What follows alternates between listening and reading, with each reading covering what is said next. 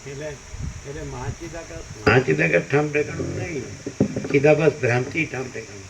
જીવ જગત ભ્રાંતિ, દ્રષ્ટા દ્રશ્ય ભ્રાંતિ, હું મારું ભ્રાંતિ, રાગ દ્વેષ ભ્રાંતિ, કામ ક્રોધ લોભ મોહમ્મદ માસરી ભ્રાંતિ એ ઠામ ઠેકાણું. આસક્તિ, આશા તૃષ્ણા, એષણા, કામના, ભોગો, વાસના અડીને હાળા મરી જવાનું.